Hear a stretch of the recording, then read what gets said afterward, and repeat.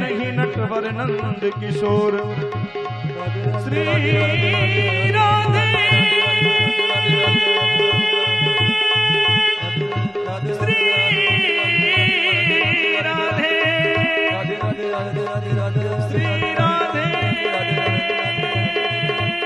श्री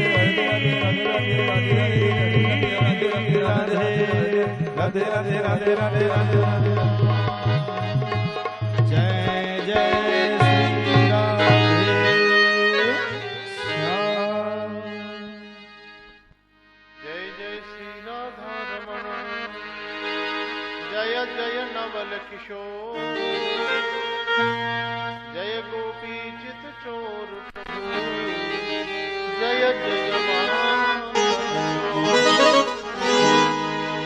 भोले बाल कृष्ण लाल की जय हो। श्री भागवत महापुराण की जय हो। श्री वेद व्यास जी महाराज की जय हो।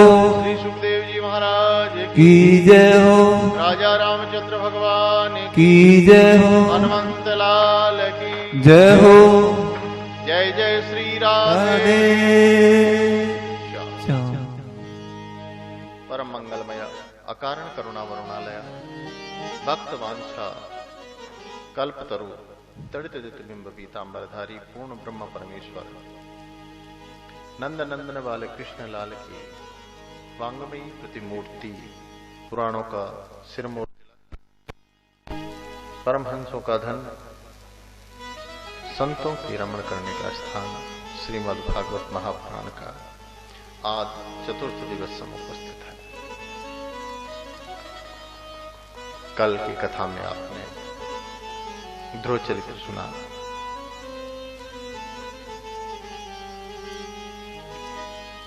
ध्रुव अर्थात अटल सत्य,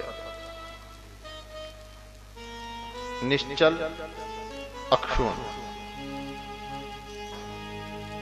जिसकी वास्तविक प्रीति दृढ़ प्रीति उसके चरणारविंदों में हो जाती है, वो निश्चय ही उस परम पद को प्राप्त कर लेता है, उस प्रभु की सेवा को प्राप्त कर लेता है। ध्रुव जी के पुत्र है उत्कल, उत्कल महाराज के वंश में आगे जाकर के अंग हुए, अंग के पुत्र हुए बेन। रूप यौवन संपत्ति प्रभुतम अविवेकता। पवित्र कुल में जन्म लिया है, राजकुल सुशोभित है, लेकिन सुंदरता, युवावस्था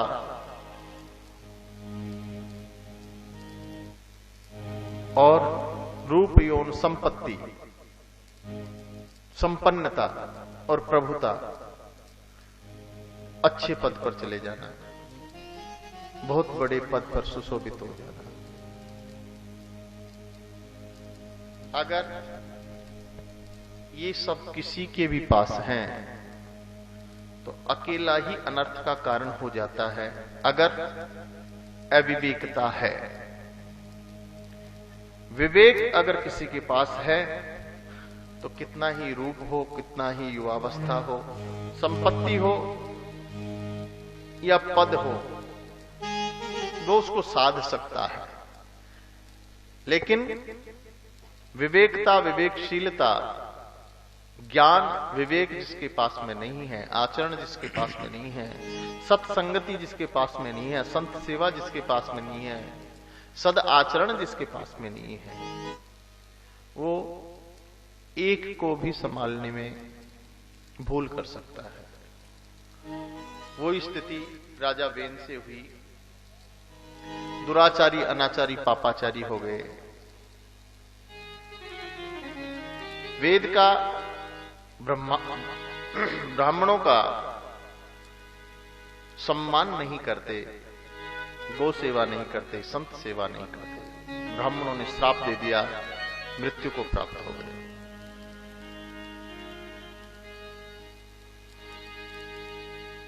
फिर संतों को दया लगी। ब्राह्मणों ने सोचा राजा के बगैर राज्य भ्रष्ट हो जाता है। उस उसके शरीर का मंथन किया और मंत्रों से अभिमंत्रित करके शरीर का मंथन किया और प्रभु का प्राकट्य हो गया। बोले पृथ्वी जी महाराज की जय। भगवान का अवतार हो गया। उनकी पत्नी है अर्ची। अर्ची साक्षात लक्ष्मी स्वरूपा है, लक्ष्मी है। अब पृथु महाराज के पिता जो वेन थे, उनके दुष्कर्मों से परिणाम ये रहा कि पृथ्वी ने अन्न देना बंद कर दिया। प्रजा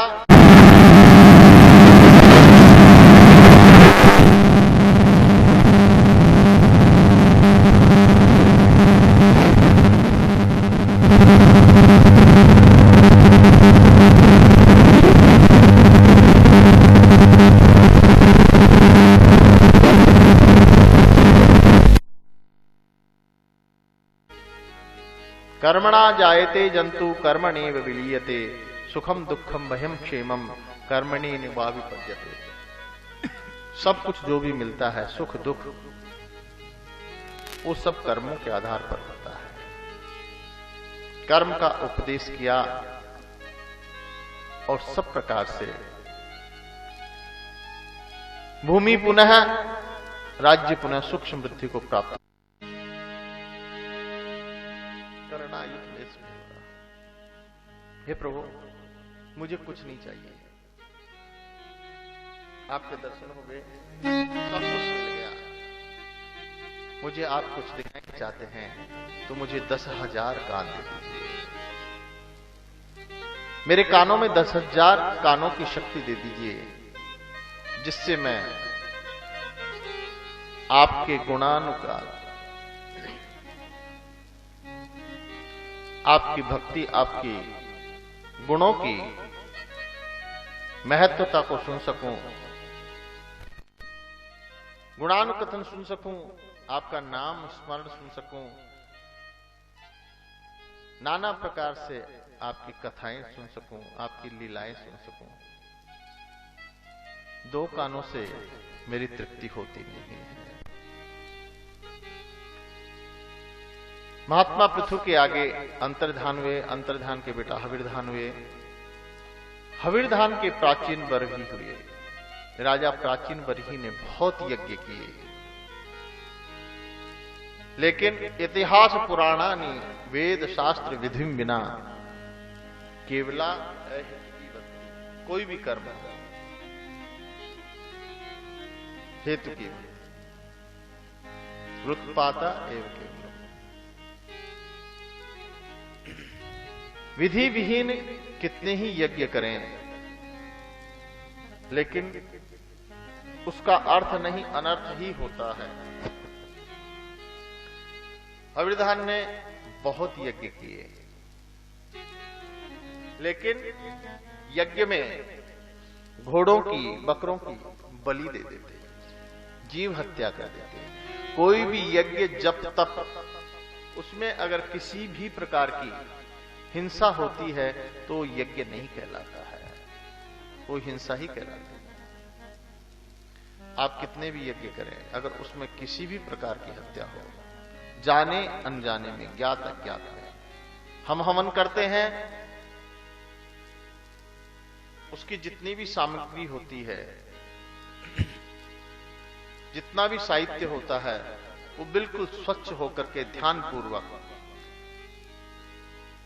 पूरा तिल साफ करते हैं, जो साफ करते हैं, चावल साफ करते हैं, साफ करके उनको धोते हैं, फिर सुखाते हैं, फिर सबका मिश्रण करके जब हम यज्ञ कुंड में अग्नि प्रतिष्ठित कर रहे होते हैं, स्थापन करते हैं, अग्नि स्थापन, उससे पहले सम्मार्जन होता है, प्रोक्षण होता है, लेपन होता है, और फिर भी देखते हैं, उसका भी अवलोकन करते हैं, कहीं कोई कृमि, कोई कीट पतंगा तो नहीं है। जो समीधा होती है उसको भी धो करके काम में लेते हैं, धो करके सुखा करके काम में लेते हैं, देख देख करके काम में लेते हैं। अज्ञानता से भी हिंसा नहीं होनी चाहिए। नारद जी पधारे यज्ञ मंडप में, बोले राजन, आप जैसा पापी आज तक मैंने कोई नहीं देखा। बोले महाराज, मैंने इतने यज्ञ किए, आप कहते हैं पापी? बोले जितने यज्ञ करने से आपको पुण्य नहीं मिला, उतना तो आपने हिंसा कर दी। ऊपर दिखाया, आकाश में घोड़े मुख पर खड़े हैं। बोले सब जीवों की हत्या आपने की है।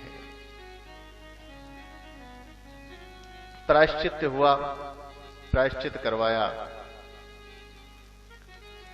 बोले बाला कृष्ण लाल की जय हो। कोई भी किसी भी प्रकार की हिंसा हो जाए, ज्ञात में अज्ञात में, उसका प्रायश्चित जरूर करना चाहिए।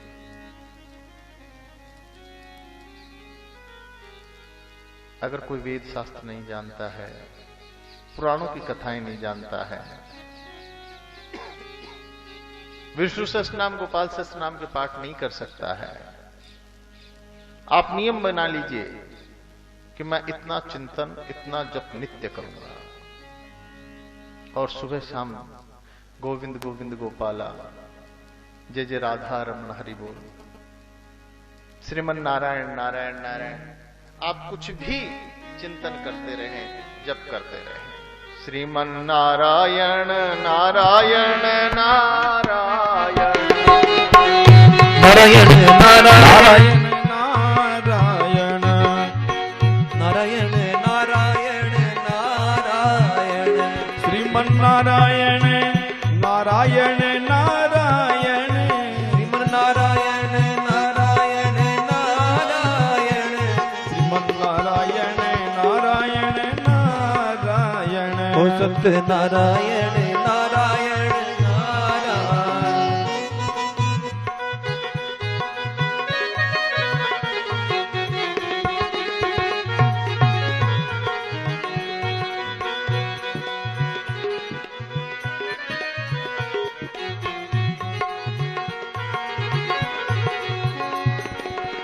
सबरी के बेर सुदामा के तंडुली हो सबरी के बैर सुदामा के तंडुली सबरी के बेर सुदामा के तंडुली सबरी के बैर सुदामा के तंडुली रोज रुच भोगी लगारायण हो रुच रुच भोग लगाया श्रीमन नारायण नारायण नारायण श्रीमन नारायण नारायण नारायण ओ बद्री नारायण नारायण नारायण ओ सत्य नारायण नारायण नारायण हरि नारायण नारायण नारायण श्रीमन नारायण नारायण नारायण ओ हरि नारायण नारायण नारायण ओ सत्य नारायण नारायण नारायण अरे शंकर नारायण नारायण नारायण शंकर नारायण नारायण नारायण बद्री गज नारायण और ग्राह लड़े जल भीतर ओ गज और गाह लड़े जल भीतर लड़े जल भीतर लड़े जल भीतर लड़त लड़त गज हारायण हो लड़त लड़त गजहारायण श्रीमन नारायण नारायण नारायण श्रीमन नारायण नारायण नारायण श्रीमन नारायण नारायण नारायण बोले बाल कृष्ण लाल की जय हो। कभी भी संकीर्तन हो ना तो बोला करो कोजे त्वा कोजे त्वा कोपा। जब भी संकीर्तन प्रारंभ हो आप भी बोलने लग जाया करो, ठीक है ना? और जब जयकार हो तो जोर से जयकार बोला करो, ठीक है ना? बोले बाल कृष्ण लाल की जय हो। सुखदेव जी से परीक्षित ने कहा,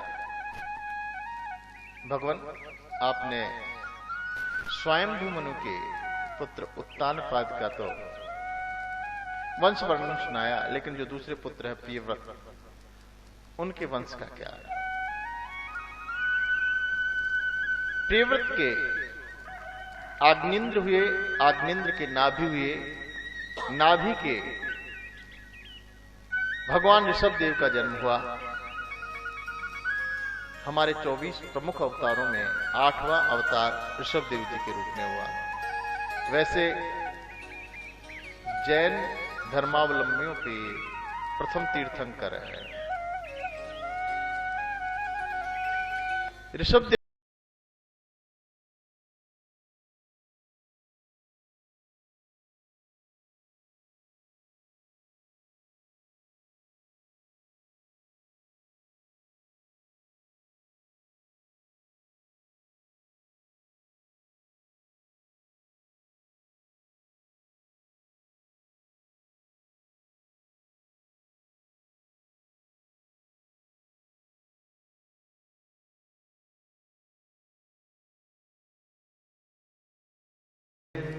तालाब, बावड़ी, कुआं, सार्वजनिक कुआं, प्याऊ,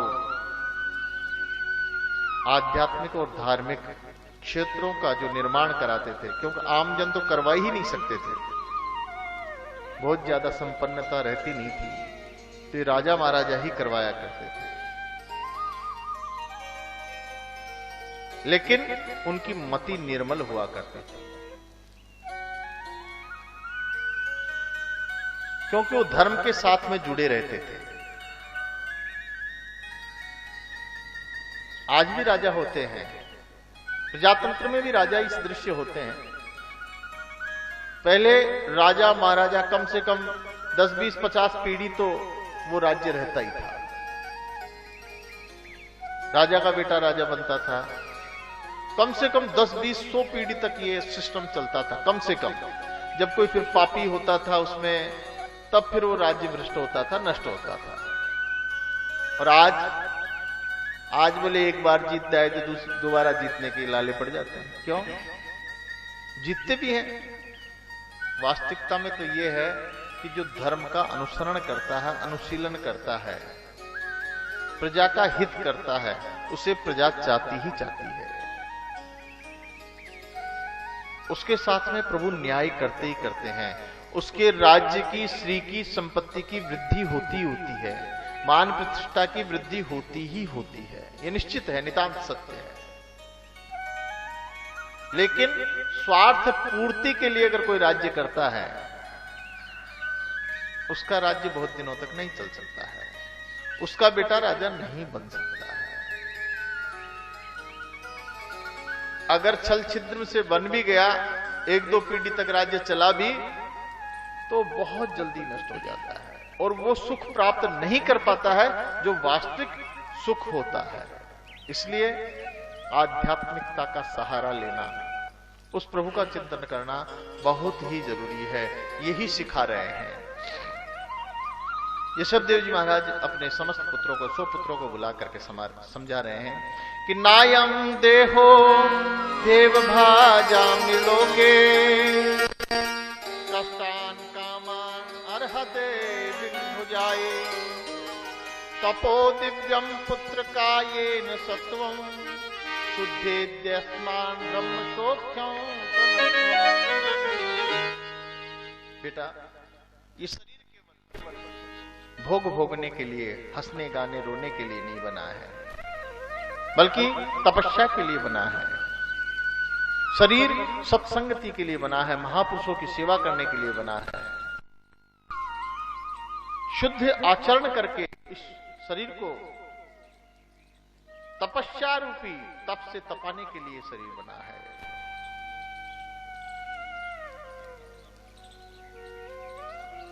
आचरण ऐसा करें देवतुल्य, पृथ्वी पर रह करके भी देवता समान जीवन जिए। महापुरुषों का संग करना चाहिए, सत्संग करना चाहिए। गृहस्थ के घर में आध्यात्मिक चर्चा नित्य होनी चाहिए। पहले बहुत, आज भी बहुत ऐसे सदगृहस्थ हैं जिनके यहां ज्यादा नहीं तो रामचरितमानस के पारायण नहीं तो 2, 4, 5 दोहों का 10-20-30 चौपाइयों का भाषा सहित रोज पाठ होता है अहरनिश। गांव में भी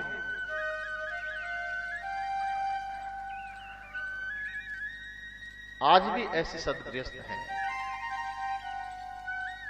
गृहस्थों के यहां देवालय हर घर में, अगर एक कमरे का, एक कक्ष का भी मकान है तो उसमें भगवान की जगह होनी चाहिए, उसके स्वरूप की जगह होनी चाहिए। अगर अलग बना सकते हैं तो बहुत अच्छी बात है। अगर मकान में एक कमरा अलग ही बना लें, पूजा कक्ष अलग ही बना लें, बहुत अच्छी बात है, लेकिन होना चाहिए। और उसको कभी भी मूर्ति नहीं माने, क्योंकि मूर्ति मानेंगे तो मूर्ति जैसा फल देगी।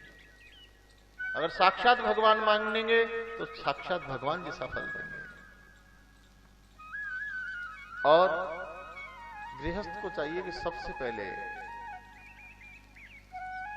जो भी वस्तु हो, जो भी वस्तु नवीन घर में आए, नई वस्तु कोई भी घर में आए, या कोई भी प्रसाद घर में बने,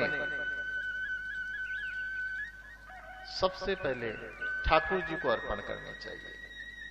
अगर स्वच्छता पूर्वक ठाकुर जी के लिए बना करके फिर पाए, उससे बड़ी कोई बात नहीं हो सकती है। ठाकुर जी के आगे रख करके, तुलसी दल छोड़ करके और फिर पाना चाहिए। कोई भी नवीन वस्त्र आप लाते हैं उसको ठाकुर जी को अर्पण करें, मानसिक रूप से ही अर्पण करें। घर में जो भी आता है मानसिक ध्यान करते हुए ठाकुर जी को अर्पण करके तो उसको ग्रहण करना ही चाहिए, अर्पण तो करना ही चाहिए। बहुत अच्छा उपदेश किया। 100 में से निवासी पुत्र 89, आप समझा देते हो ना? बोले बाल कृष्ण लाल की जय हो। चिकिचित पापो चिकिचिकित बुकु बुकु बुकु। बोले बाल कृष्ण लाल की जय हो। निवासी पुत्र तो उसी समय सन्यास को प्राप्त हो गए, सन्यास ग्रहण कर लिया। ऋषभ देव जी संत सेवन के लिए यात्रा पर निकल गए। जो बड़े बेटे हैं भरत, वो राज्य संभाल रहे हैं, बहुत वर्षों तक राज्य किया। जब लगा उनको कि मुझे जो करना चाहिए वो मैं नहीं कर पा रहा हूं, मैं जिसलिए यहां आया हूं, इस पृथ्वी में जिस कार्य के लिए आया हूं वो नहीं कर पा रहा हूं, सभी राजपाट को छोड़ करके और दामोदर कुंड के नजदीक जाकर के और तपस्या करने लगे। गंडकी नदी है नेपाल में, नेपाल में गंडकी नदी है। उस नदी की खासियत यह है कि हरा तुलसी जी का पौधा, जो शालिग्राम आते हैं ना, शालिग्राम, वो वहीं के आते हैं, गंडकी नदी के ही शालिग्राम होते हैं। वो स्वयं सिद्ध प्रतिष्ठित भगवान का स्वरूप है, ठाकुर जी का स्वरूप है, उसी को ठाकुर जी कहते हैं। तुलसी जी का पौधा अगर उसमें डालेंगे तो ठाकुर जी उसके चिपक करके आ जाते हैं। शालिग्राम भगवान उस तुलसी के चिपक करके आ जाते हैं। वहां जाकर के तपस्या करने लगे। एक दिन लीलावश कोई गर्भवती हिरणी उस नदी को पार कर रही थी, शेर के डर से। उसके पीछे शेर लगा हुआ था। शेर की दहाड़ सुनी तो दौड़ती दौड़ती उस नदी में घुस गई और नदी पार करने लगी। लेकिन भय के कारण जब नदी पार कर रही थी तो गर्भ नदी के किनारे ही छूट गया, उस नदी में ही छूट गया। वो पार हो गई। जब उसने देखा कि मेरा बच्चा नदी में रह गया है, क्या करते, वही प्राणांत हो गया। ये सब दृश्य भरत जी महाराज देख रहे थे। भरत जी, क्योंकि संत तो कोमल स्वभाव होता है, भरत जी को दया आई, जाकर के उस बच्चे को निकाल लाए। अब आए थे हरि भजन को, ओटन लगे कपास। भजन करने आए थे, लेकिन अब सारे दिन उसकी सेवा करते हैं। कहां तो ठाकुर जी की सेवा चलती थी, अब हिरण की बच्चे की सेवा चलती है। हरी हरी घास लाना, नहलाना धुलाना, उसको संवारना, यही प्रक्रिया उसकी चलती रही। करते करते समय आ गया, अब उनका चित्त रमा हुआ था, चिंतन चल रहा था उस हिरण के बच्चे का। अब मैं जा रहा हूं, इस बच्चे का कौन ख्याल रखेगा, इसकी तो मां भी नहीं है। चिंतन उस हिरण का था। इसलिए कहते हैं ना कि जो अभ्यास करता है ना, जो शुरू से आदत बना लेता है, अभ्यस्त हो जाता है हरि नाम स्मरण का, वो ही अंत समय में नाम ले पाता है। और अंत मति सुगति, अंत में जो चिंतन होता है, अगर प्रभु का चिंतन होगा तो प्रभु के पास जाओगे, और नारकीय चिंतन होगा तो नरक में जाओगे। और यहां का चिंतन होगा, मेरे बेटे क्या करेंगे, पोते क्या करेंगे, बहू क्या करेगी, उसका हिसाब कौन रखेगा, दुकान मकान फैक्ट्री, जो जैसा चिंतन लेके जाता है वो वैसा ही पाता है। चिंतन अंत समय में उसी का आता है जो जीवन भर हम कमाते हैं। चिंता उसी की होती है जो हमारे मेहनत से, पुरुषार्थ से जिस कार्य को करते हैं, हमारा मन वहीं लगता है। अगर आपने पुरुषार्थ किया भगवान के नाम लेने का, तो आपका मन भगवान में ही लगेगा। भरत जी के चिंतन चल रहा है हिरण का, अगले जन्म में वो हिरण बन गए, लेकिन पिछले जन्म की याद है उनको, स्मरण है पिछला जन्म। हिरणों के झुंड में नहीं रहते हैं, अलग ही रहते हैं, अपना जप करते हैं, स्मरण करते हैं। एक बार वन में आग लग गई, सभी पशु इतस्ततः भग गए, लेकिन भरत जी जो हिरण स्वरूप हैं वो उस वन में ही बैठे रहे और राम का चिंतन करते हुए प्राणांत हो गया। क्या भरोसा है इस जिंदगी का, साथ देती नहीं ये किसी का। तो क्या भरोसा है इस जिंदगी का, साथ देती नहीं है किसी का। भरोसा है जिंदगी का, साथ देती नहीं है किसी का। श्वास रुक जाएगी चलते चलते, वो श्वास रुक जाएगी चलते चलते, समा बुझ जाएगी जलते जलते, समा बुझ जाएगी जलते जलते, दम निकल जाएगा रोशनी का, ओ दम निकल जाएगा रोशनी का। साथ देती नहीं है किसी का, क्या भरोसा है इस जिंदगी का, साथ देती नहीं है।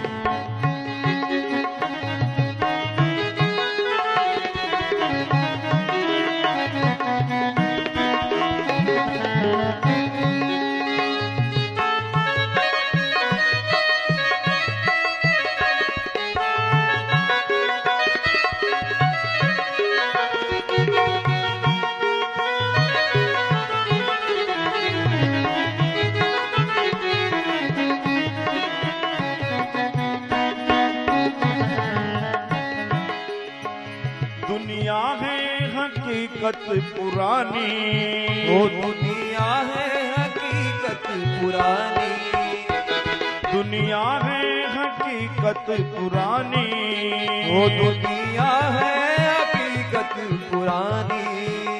चल के रुकना है इसकी रवानी, वो चल के रुकना है इसकी रवानी। फर्ज पूरा जय हो। फर्ज पूरा करो बंदगी का, साथ देती नहीं ये किसी का। वो क्या भरोसा है इस जिंदगी का, साथ देती नहीं ये किसी का, क्या भरोसा इस जिंदगी का, साथ देती नहीं ये किसी का।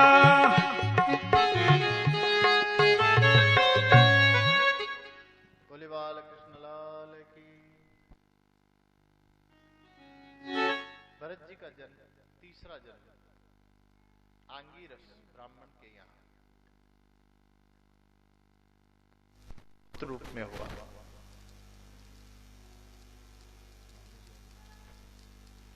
दो पत्नी हैं, 4 बहन भाई हैं, 2 सौतेले हैं, 2 सगे हैं। भरत जी जन्म लेते ही भगवान का ध्यान करने लगे। जैसे एक साधारण जीव जैसे जैसे संसार में बड़ा होता है, इस पृथ्वी पर बड़ा होता है, वैसे वैसे इस संसार में रमता जाता है, संसार में फंसता जाता है, घुसता जाता है, अटकता जाता है, बंधन होता जाता है।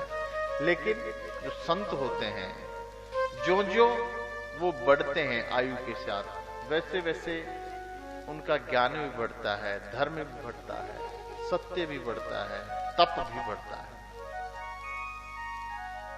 उनका विकास उस ओर होता है। अब भरत जी को पूर्व जन्मों का याद है। वो तो मुक्ति की तलाश में है, भगवान से प्यार करते हैं, भगवान का ही नाम जपते हैं, भगवान का ही चिंतन करते हैं, उन्हीं की सेवा करते हैं।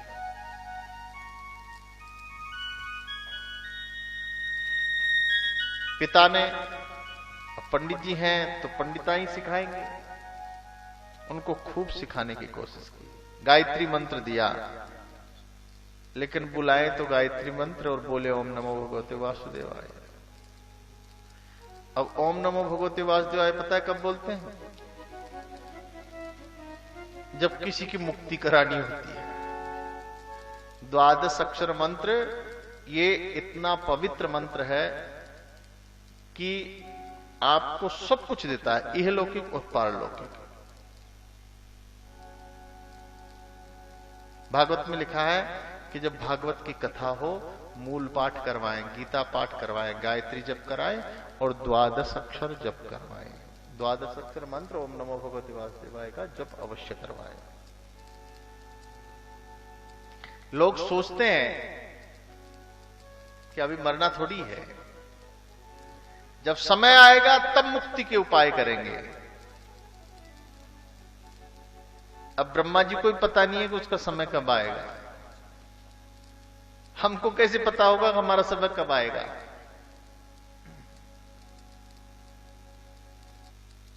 ज्योतिषियों से जाकर के पूछते हैं हमारी आयु कितनी है। मैं सत्य बता रहा हूं, क्योंकि मैं भी ज्योतिषी हूं। मैं सत्य बता रहा हूं, सब पूछते हैं आयु कितनी है। पहले तो धन दौलत के बारे में पूछते हैं, फिर बच्चों के बारे में पूछते हैं, फिर तीसरा नंबर आयु का ही आता है। आयु वैसे तो तीसरे नंबर पे आती है, क्योंकि उसकी तो बाद में पहले कमा तो ले, जितने दिन है उतने तो कमा ले। क्या? धन दौलत, मकान, दुकान, चाय का सब। बाकी ज्योतिष में, समस्त ज्योतिष ग्रंथों में कहा गया है कि जातक का सबसे पहले आयु का विचार करना चाहिए। जब आयु ही नहीं रहेगी तो क्या कमाओगे? दूसरा इसका कारण यह है, वो महर्षि और ऋषि मुनि सब पवित्र आत्मा थे, वो जो लिख के गए हैं जातक ग्रंथ या ज्योतिष के ग्रंथ। उन्होंने सोचा होगा कि जातक को पहले जन्म और जन्म के बाद में आयु इसलिए बतानी चाहिए ताकि वो अपनी मुक्ति के उपाय कर सके। उसको ये पता हो कि मैं इतने समय के लिए आया हूं, मैं इतने समय के लिए आया हूं, इसलिए आयु लिखते थे उसमें। जन्मपत्री में आज भी आयु लिखते हैं। नहीं तो आयु क्यों लिखें? मरना कोई लिखते हैं क्या? अच्छी बात है क्या? अच्छी अच्छी चीजें लिखवाते हैं सब। लिखते हैं इतनी वर्ष आयु होगी, अल्प आयु होगी, मध्य आयु होगी, पूर्ण आयु होगी। इसीलिए लिखते हैं कि उसको विचार आए कि मैं इतने दिनों के लिए ही यहां आया हूं। इसलिए ये जो सपने हैं ना, जो नकली चीजें हैं, इन पे ध्यान कम दूं और असली चीज पे ध्यान ज्यादा दूं। लेकिन उस पर कोई ध्यान नहीं देता है। तीसरे नंबर पर आयु पूछते हैं। अब ज्योतिषियों को पता है क्या आयु क्या है? लगभग बता सकते हैं कि मार्केस तब लगेगा, उसका अंतर में ये प्रत्यंतर होगा, सूक्ष्म प्रत्यंतर में जा सकता है। अगर पहले चले गया फिर उस पर शोधन होता है क्या कि ये इसमें ये तब मार्केस बन गया और ये ध्यान नहीं दिया इसलिए ये अब चले गया।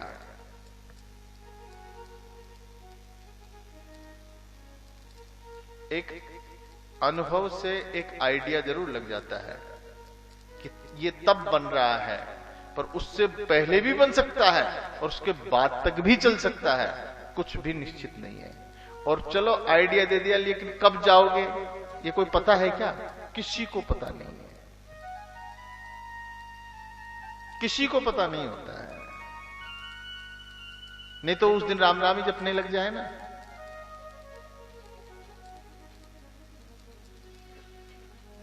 इसलिए पहले उम्र को देखें, मेरा जीवन कितना है।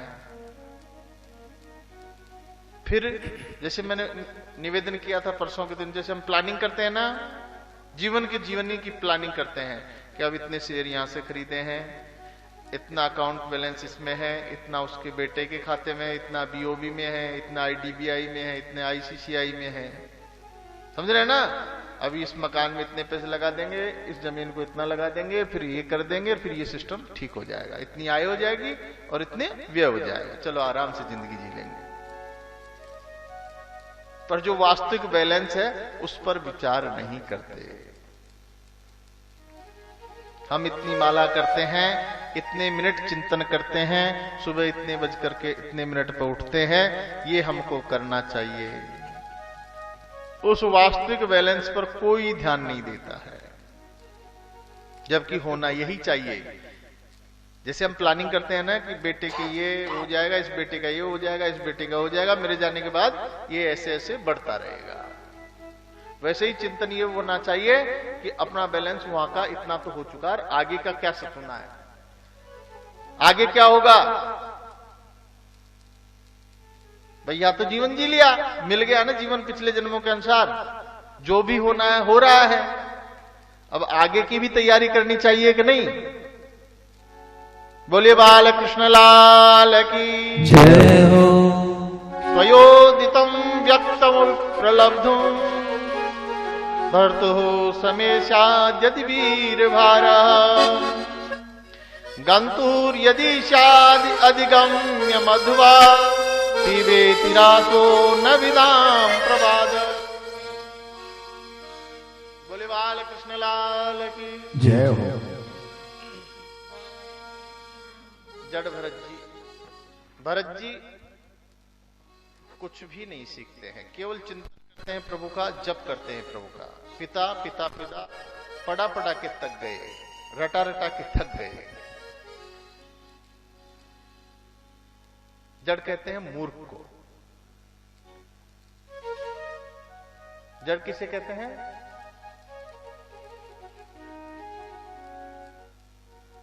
मूर्ख को। मूर्ख किसे कहते हैं? कोजे?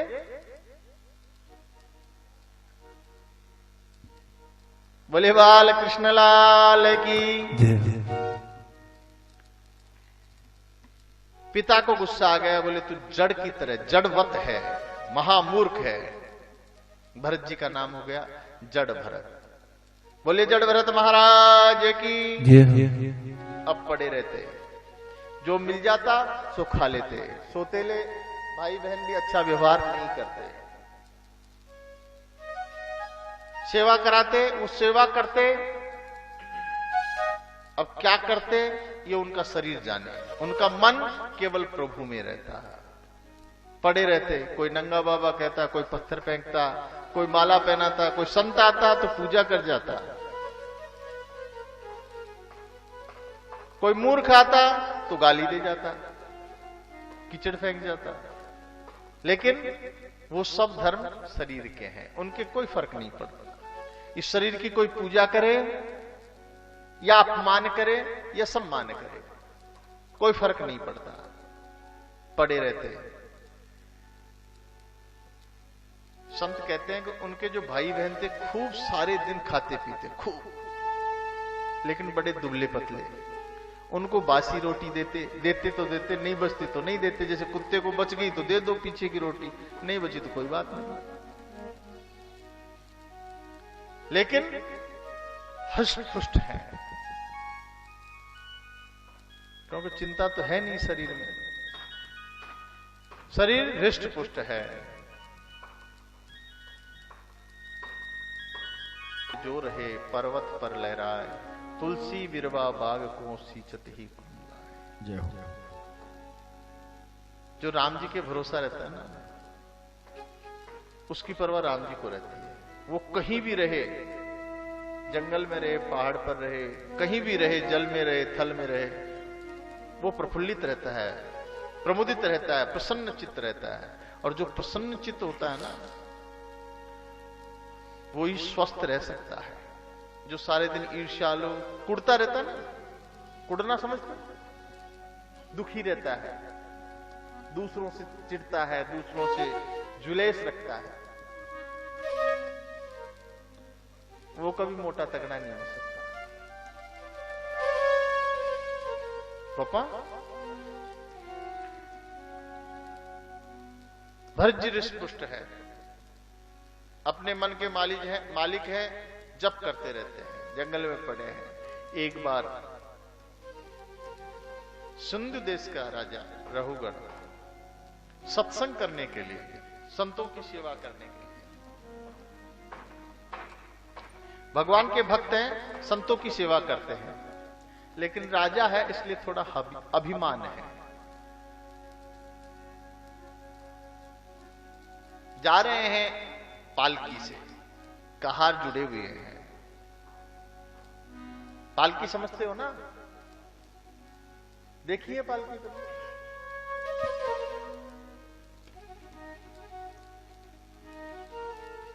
कल जब जा रहे थे हम शादी में, तो पालकी में थी ना एक दुल्हन, दूल्हा, वैसी पालकी होती है, उसको कहार ढोते हैं। 4 आदमी ले जाते हैं या 2 आदमी ले जाते हैं। तो उसमें बैठ करके राजा जा रहा था। अब एक कहार बीमार हो गया, फचके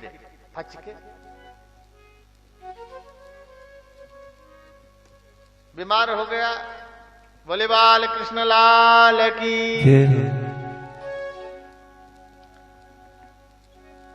राजा ने कहा कोई ढूंढ करके लाओ, हृष्ट-पुष्ट सा लाओ। भरत जी महाराज हृष्ट-पुष्ट दिखे, जड़ भरत जी को पकड़ करके पालकी में जोत दिया। भरत जी महाराज, कोई भी साधु संत पवित्र आत्मा जब चलते हैं तो ध्यान रखते हैं कि हमारे पैरों के नीचे कोई भी जीव जंतु आकर के हत्या नहीं हो जाए।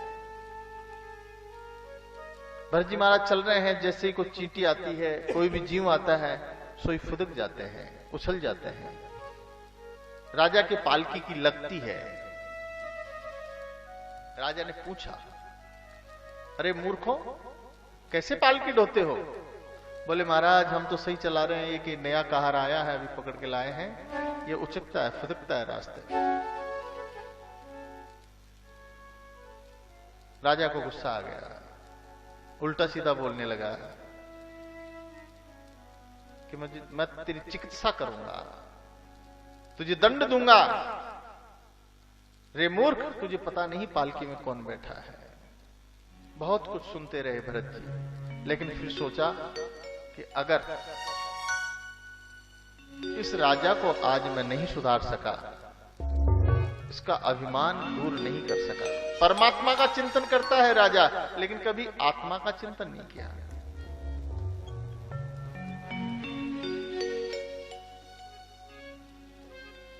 जो आत्मा का चिंतन करता है ना, वो ही जान सकता है आत्मा क्या होती है। जो स्वयं का चिंतन करे, जो चीज स्वयं को अच्छी लगती है वो सबको अच्छी लगती है, जो अच्छी है, जो सत्य है, वो सभी के लिए अच्छी है, वो सभी के लिए सत्य है। भरत जी ने सोचा कि आज अगर मैं राजा को उपदेशित नहीं करूंगा तो लोग कहेंगे जिसकी पालकी में भरत जैसा महापुरुष जुड़ा हो और उसको ज्ञान नहीं मिला, आज मुझे बोलना ही होगा। भरत जी बोलते नहीं है, पढ़े रहते हैं, सारा दिन चिंतन करते हैं। जो वास्तविक महात्मा होते हैं ना, वो बहुत ज्यादा बोलते भी नहीं है और बहुत ज्यादा शोबाजी भी नहीं करते हैं, दिखावा भी नहीं करते हैं। वो आत्मचिंतन करते हैं, प्रभु का चिंतन करते हैं, जप करते रहते हैं। रहुगण से भरत जी महाराज कहते हैं कि त्वयोदितम व्यक्तमपि प्रलब्धम भर्तुः समेशाद् यदि वीर भार गंतुर यदि शादधिगाम्य मध्वा पीवेति रासो न विदाम प्रवादः स्थौल्यंकारशं व्याधया आधयश्च शुट्टिं भयं कलिरिच्छा जरा च निद्रारतिर्मण्युरहं वदशुचो देहे न जातस्य हि मे न सन्ति। राजन, जितनी भी आपने कहा, जितना भी आपने मुझे कहा, वो मेरे लिए तो आपने कहा ही नहीं है। आपने कहा चिकित्सा करूंगा, दंड दूंगा, मारूंगा, पीटूंगा, मुझे मेरी कौन चिकित्सा कर सकता है? मुझे कौन दंड दे सकता है? मैं जो हूं वो आप देख नहीं रहे हैं। जिसकी आप बात कर रहे हैं वो केवल शरीर है। शरीर को आप दंड दे सकते हैं, शरीर को मार सकते हैं, शरीर को जला सकते हैं। मैं आत्मा हूं, आत्मा को कौन मार सकता है, कौन दंड दे सकता है? और आपने कहा मोटा तगड़ा होकर के भी सही नहीं चल रहा है, तो जो पतला होना है, स्थौल्यम कारसम, पतला होना, मोटा होना, ये शरीर का धर्म है। जो आदि व्याधि बीमारी है, भूख प्यास जो लगती है, वो सभी शरीर के धर्म है। जवानी, बुढ़ापा, बाल्यावस्था, सब शरीर की होती है। निंद्रा रतिर्मन्यु रहम मदश्चो, पवित्र पवित्र, जागृत स्वप्न सुसुप्ति, सारी अवस्थाएं, जितनी भी अवस्थाएं हैं, वो कालक्रम के अनुसार शरीर की होती हैं। मेरी कोई अवस्था नहीं होती है। कस्तुम निगूढ़ चरसी द्विजानाम बिभार्षि सूत्रम कतमो वधूत कश्यासि कुत्यात्र इहापि कस्मात् क्षेमाय नश्चेदसिनोत शुक्लः। इतना सुनते ही राजा रहुगण भरत जी के पैरों में आकर के गिर गया। हे प्रभु, आप कौन हैं? वशिष्ठ हैं, च्यवन हैं, व्यास हैं, कि साक्षात सुखदेव जी हैं। आप कौन हैं? आप अपना परिचय दें। किसी के काम जो आए उसी इंसान कहते हैं। किसी के काम जो आए उसे इंसान कहते हैं। पराया दर्द अपनाए, पराया दर्द अपनाए उसे इंसान कहते हैं। पराया दर्द अपनाए उसे इंसान कहते हैं।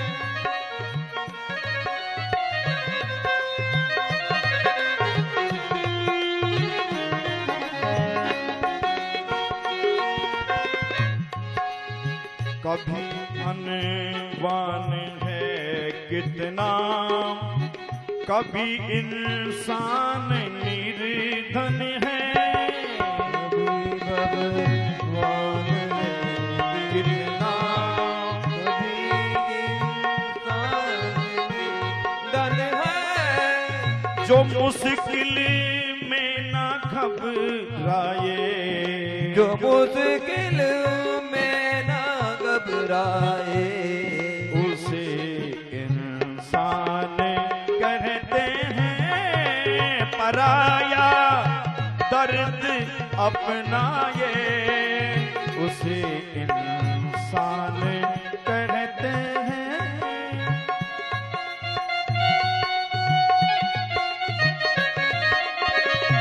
जय हो।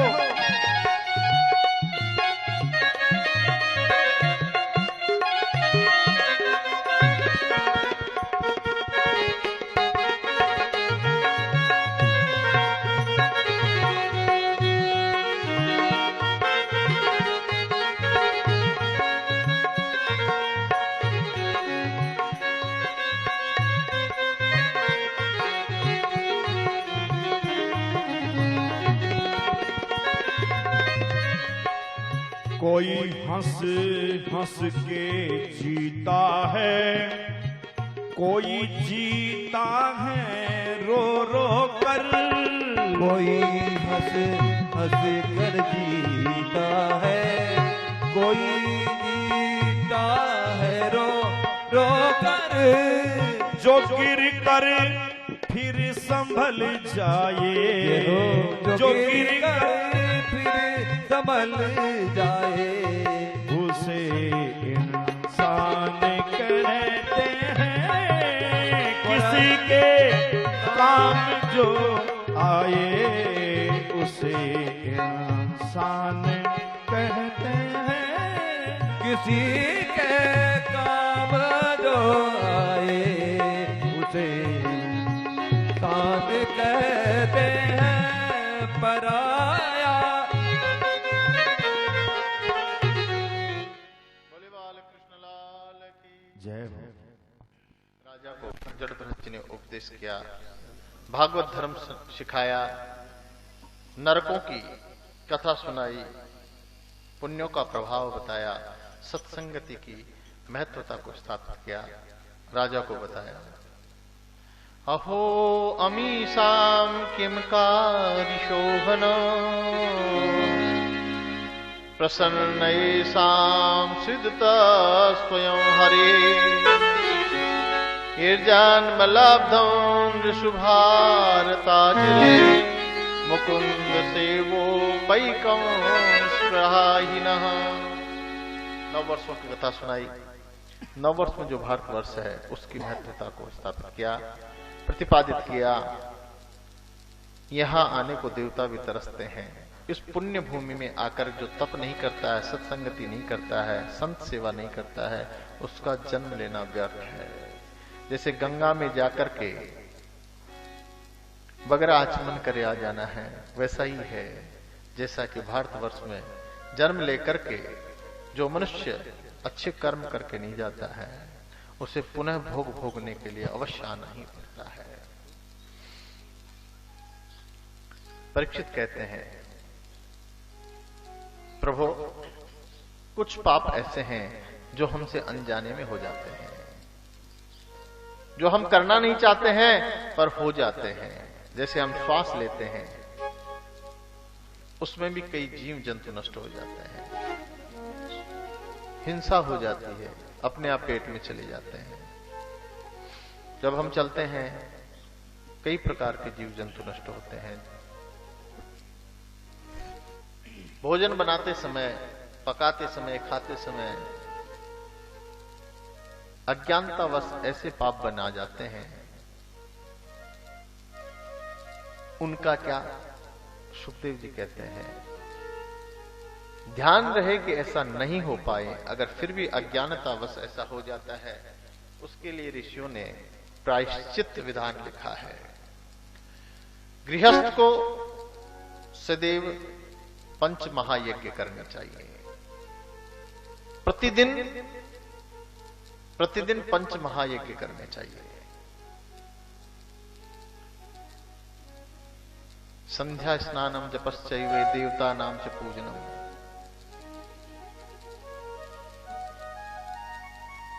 ब्रह्म यज्ञ, स्वाध्याय नित्य करना चाहिए।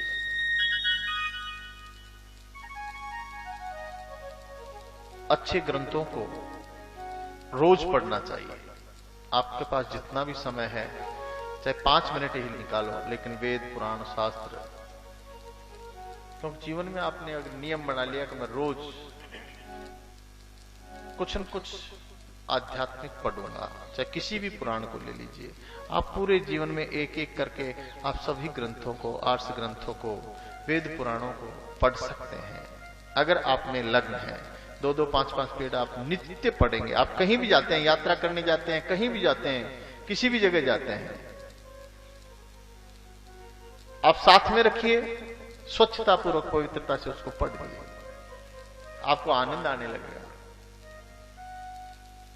आपके ज्ञान की अभिवृद्धि होगी, आत्मचिंतन होगा, स्वतः ही आप अपने आप में विशुद्ध परिशुद्ध बन जाओगे।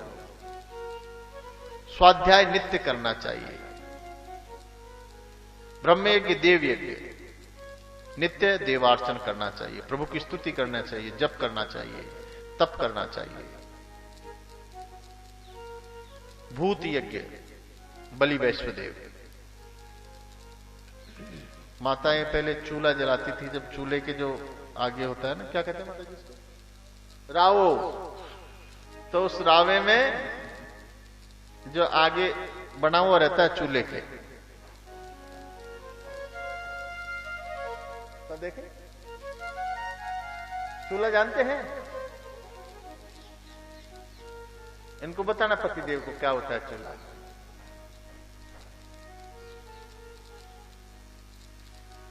चूल्हे में अग्नि प्रज्वलित करके आगे और 5 जगह भोग लगाते थे, 5 जगह नहीं तो 1 जगह तो लगाते थे। ये होता है बलि वैश्वदेव।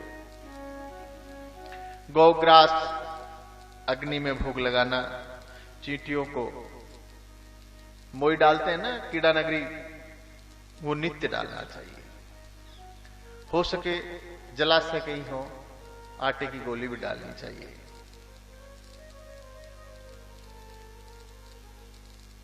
पितृयज्ञ रोज करें, जरूरी नहीं है पितृतर्पण ही करें। जिस प्रकार से हम भगवान का चिंतन करते हैं, उस प्रकार से उनके प्रति कृतज्ञता ज्ञापित करें, रोज कृतज्ञता ज्ञापित करें। हे पितृ सुनो, आपकी कृपा से, आपके माध्यम से मैं इस संसार में आया हूं, ये मेरा सौभाग्य है कि मुझे मनुष्य देह मिला। उनको रोज प्रणाम करें। मैं कहता हूं, ये लोग कहते हैं ना पितृ दोष है, ये दोष है, वो दोष है, आप वैसे ही तर जाएंगे, वैसे ही सारे दोष नष्ट हो जाएंगे। पितरोत्सवों के प्रति कृतज्ञता ज्ञापित करें। जिन जिन की शक्लें, तस्वीर, शरीर याद है, उनका उस प्रकार से चिंतन करें, उनको वंदन करें। जिनका नाम याद है, नाम ले सके तो बहुत अच्छी बात है, नहीं तो वैसे ही प्रणाम कर ले। दिव्य पितृश्वरेभ्यो नमः। सबको प्रणाम करें, पितृश्वर यज्ञ करें, पितृयज्ञ करें और नृयज्ञ करें। नृ यानी मनुष्य, मनुष्य यज्ञ अवश्य करें, मतलब अतिथि सत्कार। अतिथि कोई आए तो बाहर देख लेना चाहिए कौन आया है। अगर अपने काम का है तो गेट खोल दें, नहीं काम का है तो खड़ा रहकर चले जाएगा घंटी बजे। ऐसा कभी नहीं करें। देखिए, जो समय लेके आता है या जिसको आप बुलाते हैं, जो समय लेके आया है उससे तो आप मिलेंगे ही मिलेंगे। जिसको आपने बुलाया है वो तो मेहमान है आपका, आपने बुलाया है।